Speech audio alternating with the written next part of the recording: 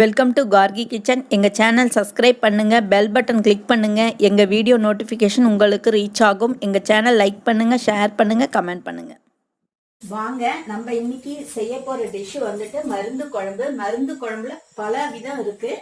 இது எங்கள் வீட்டில் நான் எப்போ வாரத்துக்கு ஒரு வாட்டி செய்கிற மருந்து குழம்பு உங்களுக்கு செஞ்சு காட்ட போகிறேன். அது எப்படி செய்யறதுன்னு பார்க்கலாம்.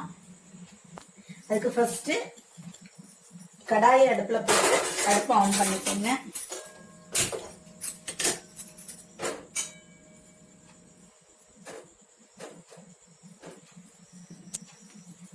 இது 2 ஸ்பூன் ஜீரகம், 1 ஸ்பூன் மிளகு, 1/4 டீஸ்பூன் மல்லி, ஒரு 12 பூண்டு, 3 ஸ்பூன் ஓமம், கொஞ்சம் கருவேப்பிலை, இதெல்லாம் எடுத்து வச்சிருக்கேன்.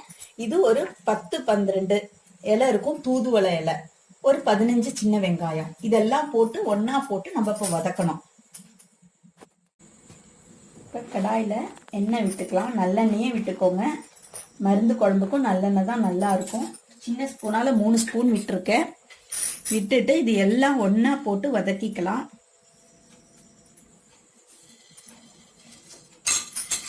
நான் மல்லி குழம்புல பொடியில் சேர்க்க போகிறேன். அதனால தான் மல்லி இதில் கம்மியாக போடுறேன்.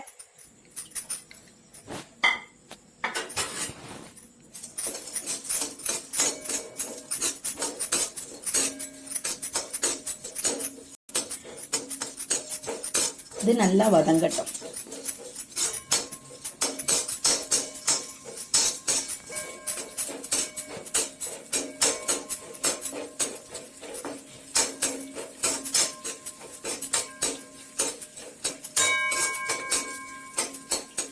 இப்போ நம்ம சின்ன வெங்காயம் சேர்த்துக்கலாம்.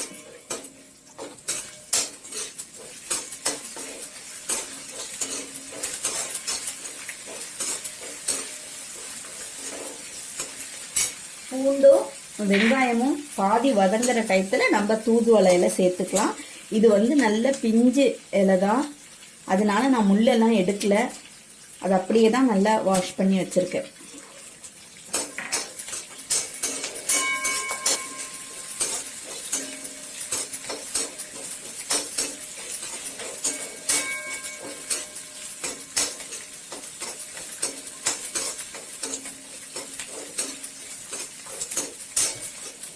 இது கண்டிப்பாக வாரத்தில் ஒரு நாள் செஞ்சு கொடுங்க, ரொம்ப நல்லது.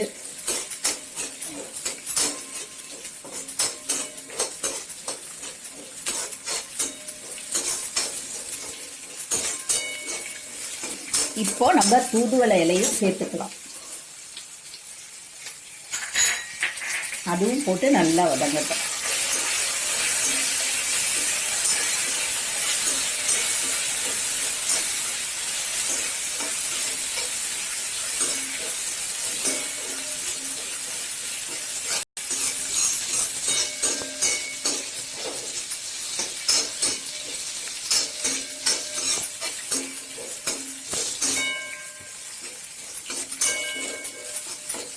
இது நல்லா வதங்கட்டும். வதங்கிட்டு தான் நம்ம அரைக்கணும். அம்மி இருந்தால் அம்மியில் அரைச்சிக்கோங்க, இல்லை மிக்சியில் அரைச்சாலும் ஓகே தான். இப்போ எல்லாம் சேர்ந்து வதங்கிடுச்சு. இனி நல்லா அடுப்பை ஆஃப் பண்ணிக்கலாம். இது நல்லா ஆறின உடனே அரைச்சிட்டு குழம்பு எப்படி வைக்கிறதுன்னு பார்க்கலாம். இது இப்போ நல்லா ஆறிடுச்சு, நம்ம அரைச்சிக்கலாம். ஃபஸ்ட்டு தண்ணி சேர்க்காம அரைங்க.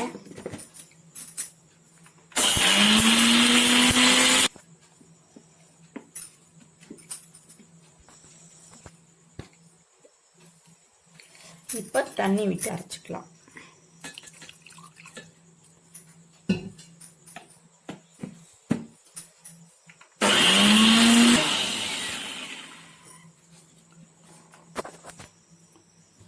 இப்போ நம்ம அரைச்சி வச்சிட்டோம். இது எப்படி குழம்பு செய்யறதுன்னு பார்க்கலாம்.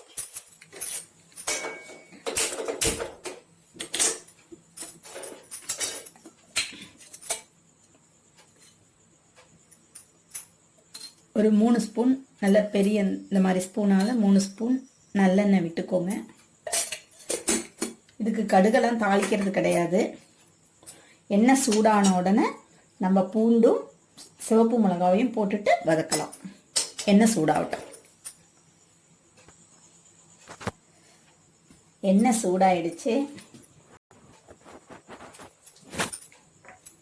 ஒரு 6-7 பூண்டு வந்து நீல வாக்கில் கட் பண்ணி வச்சுருக்கேன், அதையும் போட்டுக்கோங்க. போட்டு அது வதங்கட்டும். வதங்கின உடனே நம்ம அரைச்ச விழுதை சேர்த்துக்கலாம்.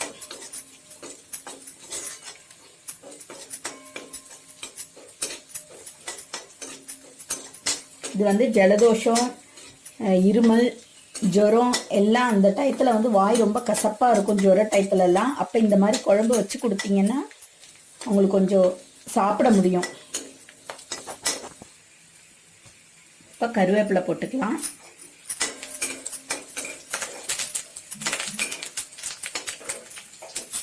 இப்போ நம்ம அரைச்சி வச்ச அந்த விழுதையும் இதில் சேர்த்துக்கலாம்.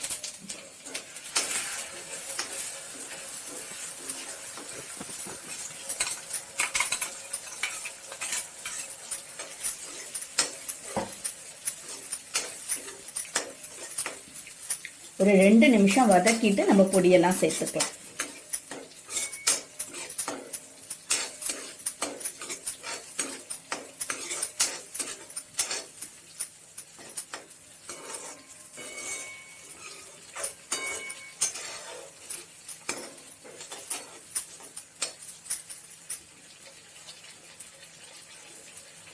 அடுப்பு சிம்லே இருக்கட்டும்.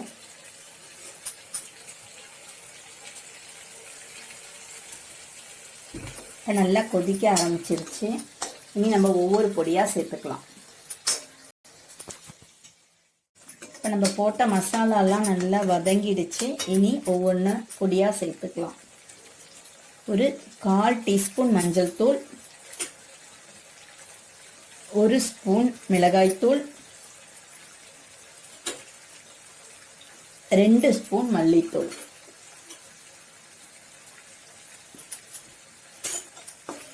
போட்டு அதுவும் நல்லா வதக்கிக்கோங்க. பொடியோட பச்சை வாசனை போகணும், அது வரைக்கும் நல்லா வதக்கிக்கோங்க. நம்ம இன்னும் உப்பு போடலை. உப்பு எப்போதுமே வந்து இந்த மாதிரி குழம்புக்கெல்லாம் கடைசியாக சேருங்க.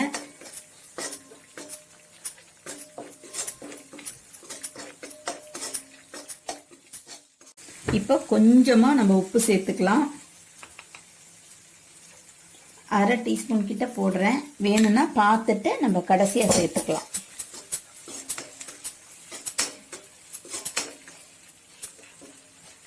இப்போ ஒரு பெரிய எலுமிச்சை சைஸ் அளவு புளி வந்து நல்லா திக்காக கரைச்சி வச்சிருக்கேன், அதை வந்து இதில் விட்டுக்கோங்க.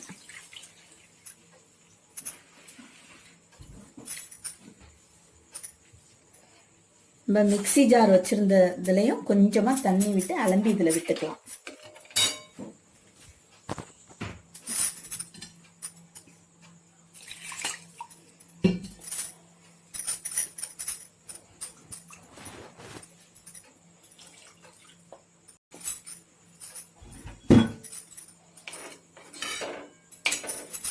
இனி இது கொதிக்கிறதுக்கு கொஞ்சமாக தண்ணி, அவ்வளோதான். குழம்பு நல்லா கொதிக்கட்டும். நல்லா கொதிக்குது. இனி கொதிச்சு நல்லா சுண்டி வரணும், அது வரைக்கும் நல்லா கொதிக்கட்டும்.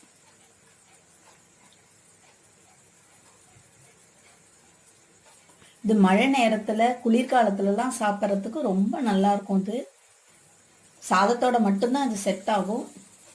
கண்டிப்பாக எல்லாரும் செஞ்சு பாருங்க. வாரத்தில் ஒரு நாளாவது செஞ்சு சாப்பிடுங்க. இப்போ நம்ம குழம்பு ரெடி ஆயிடுச்சு. நம்ம விட்ட எண்ணெய் எல்லாம் நல்லா தெளிஞ்சு வந்துருச்சு. இது சின்ன குழந்தைங்களுக்கு கொடுக்கும்போது நல்ல சூடான சாதத்தில் 1 ஸ்பூன் நெய் விட்டுட்டு இது இந்த குழம்பு விட்டு கொடுங்க. பெரியவங்க சாப்பிடும்போது அதே மாதிரி சாதத்தில் 1 ஸ்பூன் நல்லெண்ணெய் விட்டுட்டு இந்த குழம்பு விட்டு சாப்பிடுங்க. இது சாப்பிட்டா நல்லா பசிக்கும்.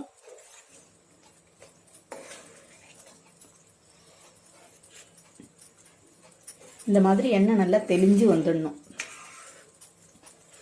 நம்ம தூதுவளை போட்டோம்னாலும் அதோட கசப்பு கொஞ்சம் கூட இந்த குழம்புல இருக்கவே இருக்காது. தெரியவும் தெரியாது நம்ம போட்டிருக்கோம்னு. அதுதான் அதோட ஸ்பெஷல். இது எல்லாரும் செஞ்சு பாருங்க.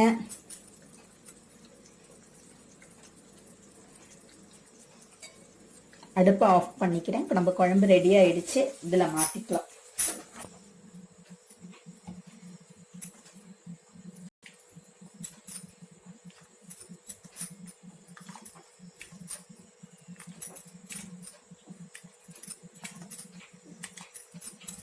இதே மாதிரி செஞ்சு பாருங்க. பிடிச்சிருந்தா லைக் பண்ணுங்க, கண்டிப்பா கமெண்ட் பண்ணுங்க, என் சேனல் சப்ஸ்கிரைப் பண்ணுங்க.